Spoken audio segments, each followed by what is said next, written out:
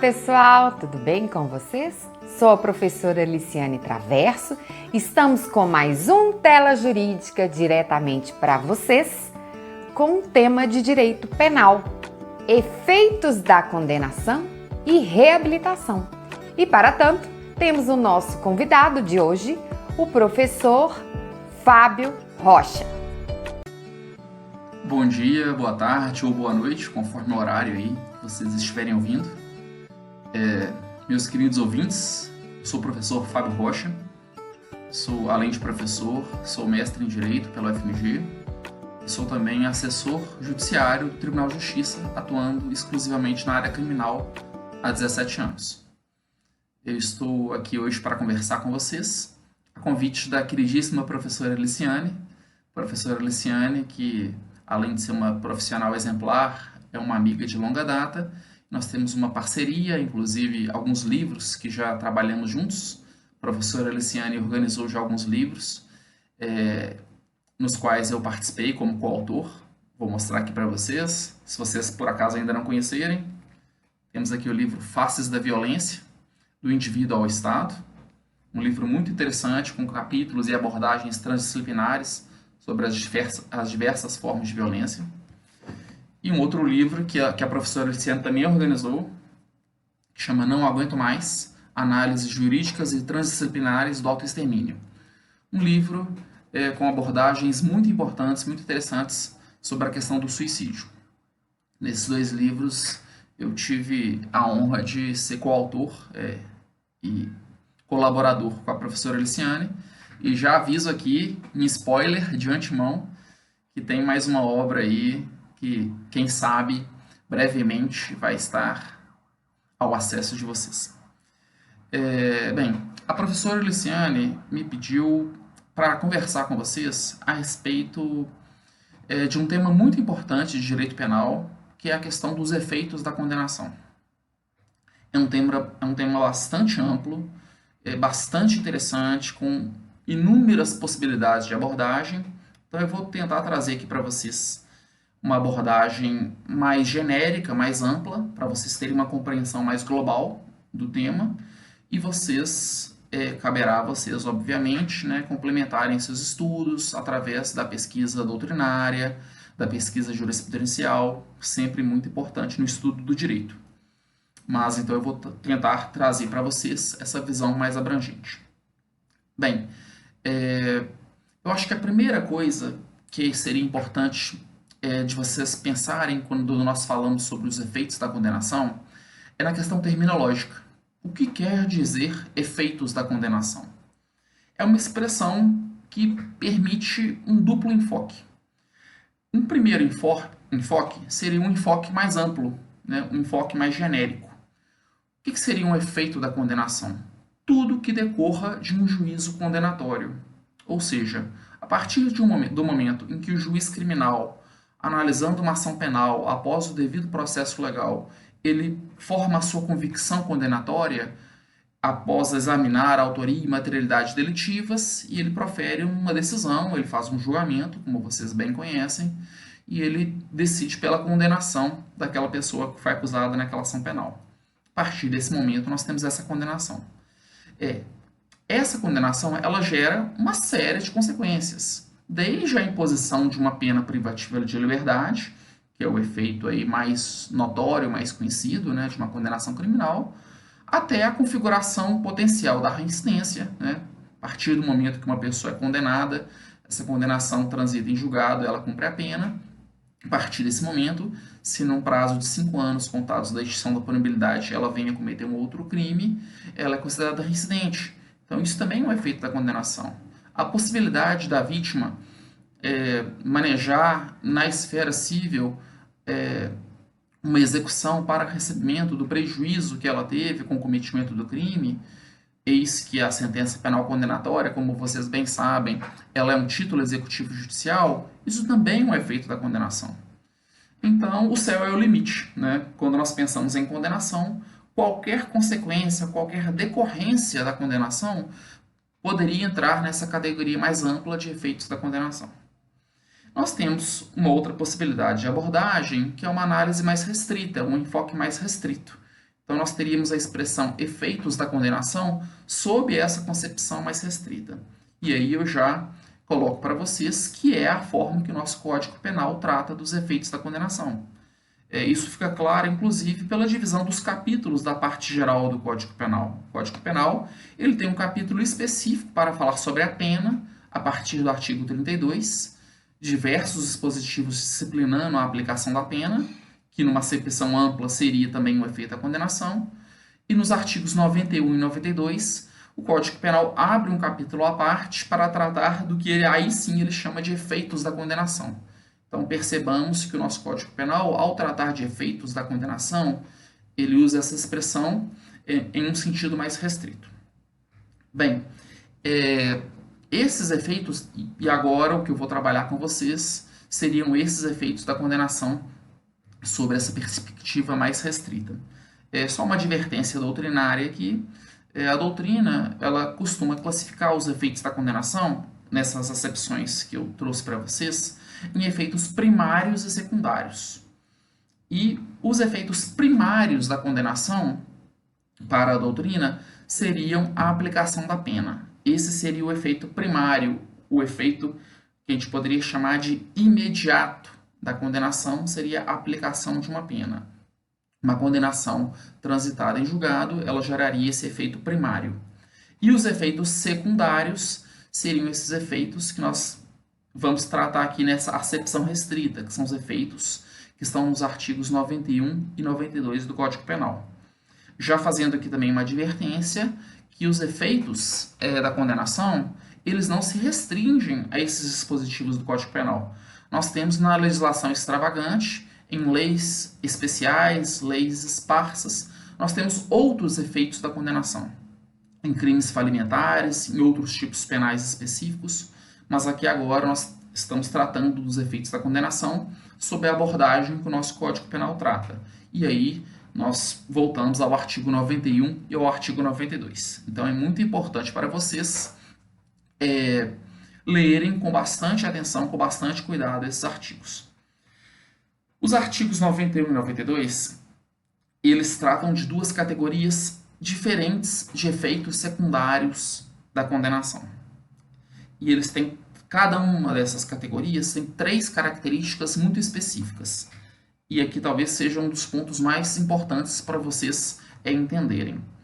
O artigo 91 trata do que nós chamamos de efeitos penais da condenação. E o artigo 92, os efeitos extrapenais da condenação. Por que essa divisão em efeitos penais e efeitos extrapenais? Essa divisão se baseia no critério do ramo jurídico afetado pela condenação. Quando nós estamos falando de um efeito da condenação, e aí, sempre tratando dessa acepção restrita, quando nós estamos falando de um efeito da condenação penal, é um efeito que diz respeito à própria seara penal, ao próprio direito penal. Só que a condenação penal, ela também atinge direitos de outras esferas jurídicas, de outros ramos jurídicos. E aí, por isso, nós falamos de efeitos extrapenais da condenação. Essa divisão, ela não é feita aleatoriamente pelo nosso Código Penal. E aí não é uma questão de decorar quais seriam efeitos penais, quais seriam efeitos extrapenais. O importante é entender o porquê que o Código Penal faz essa divisão. E a partir das características dessas duas categorias, vocês vão entender o porquê.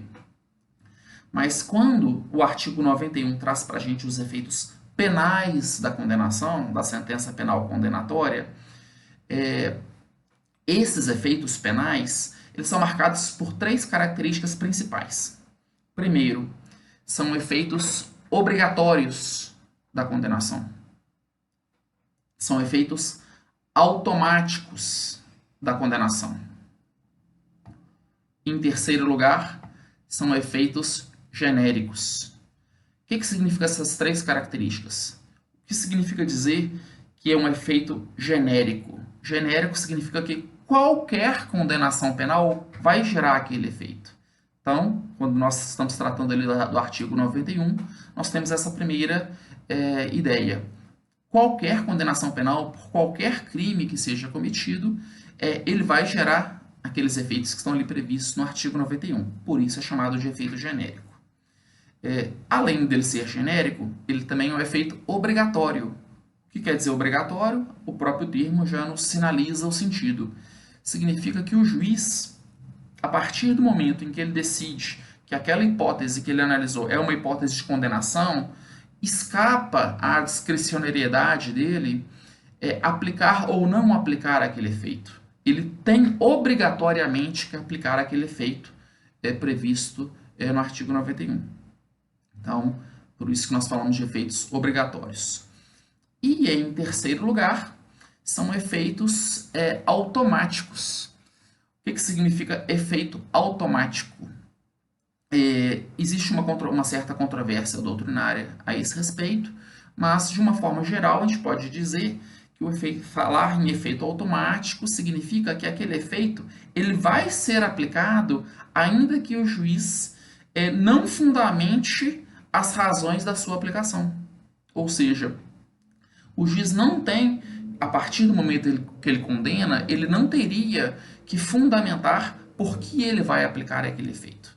E alguns autores chegam a dizer que mesmo que o juiz nem sequer mencione a aplicação deste efeito da condenação, ainda assim esse efeito ocorreria. Bem, e aí nós, só para mencionar aqui para vocês, nós vamos trazer aqui quais são esses efeitos penais que são dotados dessas três características. Lembrando, são efeitos genéricos, são efeitos obrigatórios e são efeitos automáticos. Então, o que nós temos no artigo 91? A primeira hipótese, no inciso primeiro, trata da indenização do dano causado pelo crime. A partir do momento que o crime causou um dano à vítima, esse dano tem que ser indenizado, previsto aí no artigo 1º. Percebam que o juiz, na fundamentação da sua sentença, ele vai explicar ali qual foi esse dano que foi causado, apresentar esse nexo causal, né, explicando que esse dano decorreu da prática do crime, e isso o juiz traz na fundamentação da sua sentença. E a partir do momento que, ao final da sentença, ele chega no seu dispositivo e condena o acusado, aí, após a fixação da pena, o juiz irá também condená-lo a indenizar o dano que ele causou. Esse, então, inciso 1º do artigo 91. O inciso 2º fala da perda tanto dos instrumentos do crime quanto do produto do crime. Ou seja, um instrumento que Só uma pausa para beber uma água.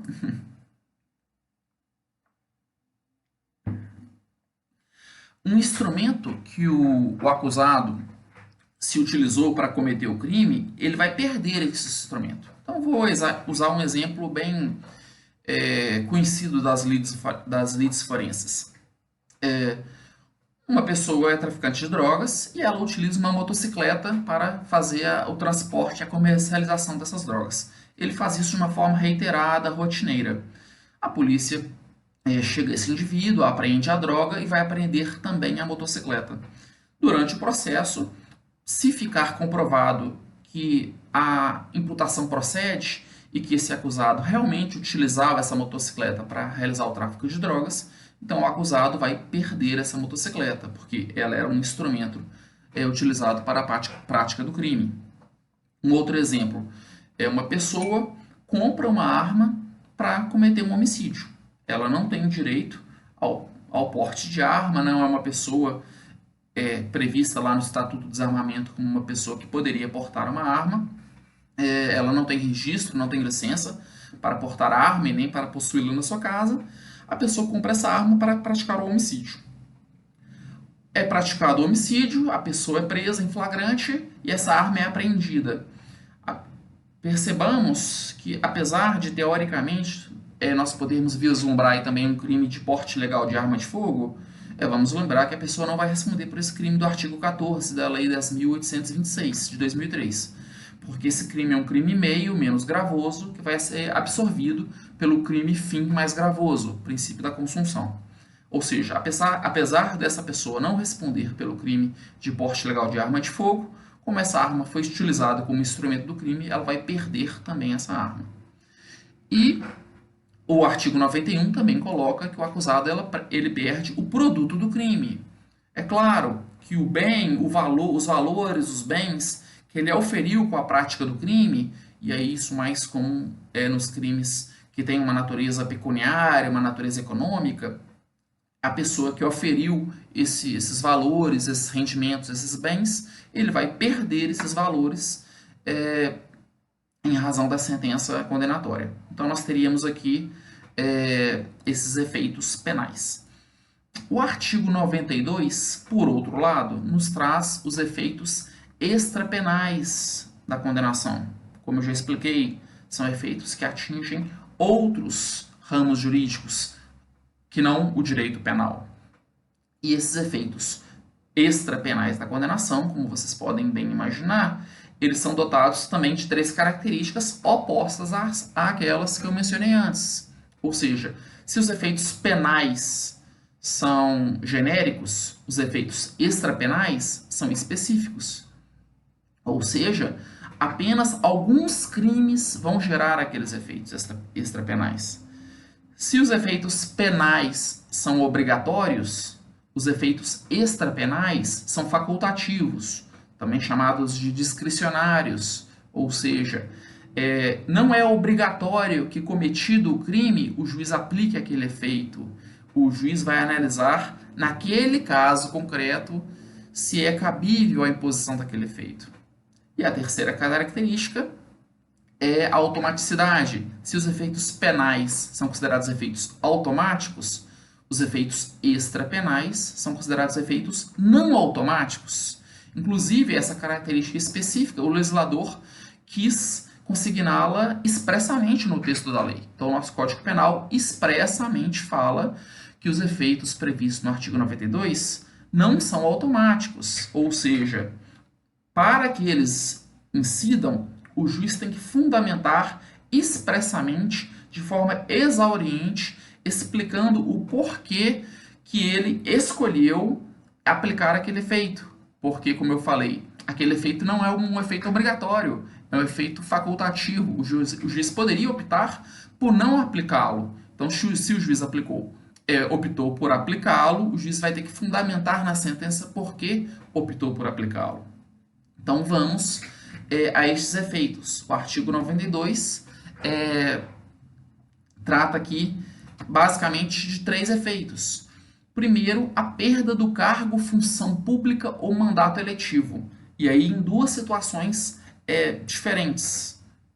Em alguns crimes específicos, previstos no artigo 92, inciso 1º, a linha A do Código Penal, caberia a aplicação desse efeito.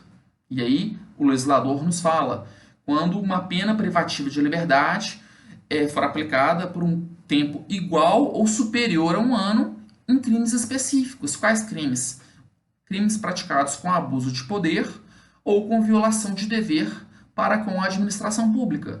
Então, se eu pratico um crime por meio de abuso de poder ou contra a administração pública, violando um dever para com a administração pública, é possível ao juiz, fundamentadamente, ao final da sua sentença, aplicar a perda desse cargo, dessa função pública ou desse mandato eletivo. Além desses crimes específicos, o legislador penal ainda nos coloca que para os outros crimes, quando for uma pena superior a 4 anos, também o juiz aí ele tem essa possibilidade de aplicar esse efeito. Então, lembrando aí que nós temos duas situações específicas. Para crimes praticados com abuso de poder ou violação de dever com a administração pública, a pena aplicada basta que ela seja igual ou superior a 1 ano. Então, por consequência, penas inferiores a 1 ano descartam a possibilidade de incidência desse efeito. Para os outros crimes, somente é cogitável a aplicação deste efeito da perda do cargo, da função ou do mandato eletivo, se a pena for superior a 4 anos. E aí, um detalhe, uma curiosidade da legislação, a lei não falou aí pena igual ou superior a 4 anos, como ela falou na linha anterior. Ou seja, se uma pessoa praticou um crime diferente daquele previsto na linha A e a pena foi exatamente de 4 anos, não caberia ao juiz decretar aí a perda do cargo em função pública ou do mandato eletivo. Bem, o inciso segundo traz uma outra hipótese bem específica, que é a incapacidade do exercício do poder familiar, também chamado de pátrio poder, antes da modificação legal. A pessoa pode perder o poder familiar ou perder a tutela e a curatela quando ela pratica um crime contra uma pessoa que também esteja relacionada a esse pátrio poder, perdão, a esse poder familiar, ou quando ele pratica o crime contra o filho, contra a filha, contra um descendente, ou contra a pessoa que seja o objeto da tutela ou da curatela. Então, nessa hipótese, se uma pessoa, abusando do poder familiar, ou abusando da tutela, ou abusando da curatela que ela exerce, ela praticar um crime contra aquela pessoa, ela pode perder esse poder de tutela, de curatela, ou esse poder familiar. E, por fim, o inciso terceiro coloca a inabilitação para dirigir veículo quando o veículo for utilizado para a prática de crime doloso. E aqui uma advertência: nós temos no nosso Código de Trânsito vários crimes lá previstos, são crimes, via de regra, são crimes culposos, em que no preceito secundário do tipo penal se prevê a suspensão ou a perda da habilitação. Não confundam essa situação do Código de Trânsito com o que prevê aqui o nosso Código Penal. O nosso Código Penal fala da possibilidade do juiz aplicar esse efeito de inabilitação para dirigir veículo automotor quando o veículo for utilizado para a prática de um crime doloso. Então, por exemplo, uma pessoa utiliza um veículo doloso para matar alguém, para atropelar alguém intencionalmente. O juiz, ao condenar essa pessoa, o juiz não, no caso aí o tribunal do júri, ao condenar essa pessoa por esse crime doloso contra a vida, o juiz presidente do tribunal do júri, ele pode, ao fixar a pena, ele pode fixar também este efeito da condenação e inabilitação. Bem, nosso tempo já está se estendendo bastante, não vou poder me alongar muito, só queria colocar mais 2 pontos que me parecem bastante importantes de tratar com vocês, que é a questão da suspensão dos direitos políticos. Aí é um efeito também, um efeito da condenação, um efeito extrapenal da condenação, porque ele atinge os direitos políticos, ou seja, uma seara, um ramo jurídico diverso do direito penal, que é a parte do direito político e do direito eleitoral, e ele está previsto, nesse caso, no artigo 15, inciso 3º, da nossa Constituição Federal. Foi, inclusive, o objeto da minha dissertação de mestrado. Eu trabalhei sobre ele, não convém aqui eu me alongar muito sobre isso, porque seria uma discussão muito grande sobre esse inciso, mas apenas para trazer para vocês aí o posicionamento hoje majoritário no Supremo Tribunal Federal. O Supremo Tribunal Federal entende que a suspensão dos direitos políticos como um efeito da condenação transitada e julgado é um efeito amplo, um efeito genérico, é um efeito abrangente que atinge todos os direitos políticos. Então, bem resumidamente, só para dizer que qualquer que seja o crime cometido, qualquer que seja a pena imposta, todos os direitos políticos seriam suspensos. Há uma discussão muito forte a respeito das penas restritivas de direitos, porque nesse caso uma pessoa, apesar de condenada, ela não vai ter sua liberdade restrita no estabelecimento prisional, essa pessoa vai estar em liberdade, praticando as atividades da vida civil, mas ainda assim, segundo o entendimento ainda prevalente no Supremo Tribunal Federal, ainda assim essa pessoa teria todos os direitos políticos suspensos. E por fim, nós temos uma novidade muito importante trazida aí no pacote anticrime, recente lei 13.964 de 2019, ainda em vacatio legis. Essa lei inseriu o artigo 91A no Código Penal, que seria também um efeito penal da condenação, bastante questionável, bastante polêmico, é um dispositivo ainda muito novo, os doutrinadores ainda estão analisando melhor essa possibilidade. Esse artigo 91A traz uma possibilidade de uma perda patrimonial para uma pessoa cometer um crime de uma forma bem mais abrangente. de forma que seja apurado a diferença entre todo o patrimônio do acusado em comparação com o seu rendimento, sua renda lícita, e observada essa diferença, poderia ser decretada a perda de todo esse patrimônio resultante dessa diferença. É uma hipótese de constitucionalidade bastante questionável, por uma série de questões que agora não me caberia aprofundar, mas seria bastante interessante que vocês fizessem essa pesquisa. Bem, e por fim, só para tratar com vocês da questão da reabilitação, prevista no artigo 93 do Código Penal. A reabilitação é um instituto bastante interessante, como o próprio nome diz, é um instituto que existe para uma pessoa que cometeu um crime e respondeu pela sua pena. É uma forma dela demonstrar que ela está reabilitada para a vida social. E aí, 2 anos depois que ela cumpriu toda a sua pena ou que a sua punibilidade foi extinta, depois desse prazo de 2 anos, essa pessoa pode demonstrar para a justiça que ela manteve o seu domicílio no Brasil e ela tem que demonstrar também que ela ressarciu o dano que ela causou com o crime, ou, excepcionalmente, que ela não ressarciu pela impossibilidade de ressarcir, e a partir dessas demonstrações, essa pessoa pode pedir a sua reabilitação. E o efeito principal dessa reabilitação é que vai ser determinado o sigilo dos registros sobre a condenação. Ou seja, o registro de que essa pessoa já cometeu aquele crime, esse registro vai permanecer sigiloso. Então, essa pessoa já está reabilitada perante a sociedade, 2 anos após o cometimento do crime, então ela vai ser considerada uma pessoa reabilitada e, com isso, esses dados criminais seriam mantidos sob sigilo. Bem, me estendi um pouco aqui, além do que eu devia, mas eu queria agradecer demais a atenção de vocês. Espero que vocês tenham gostado. Se gostarem, dê o seu like, façam seu comentário. Estou à disposição para quaisquer esclarecimentos. Um forte abraço para todos.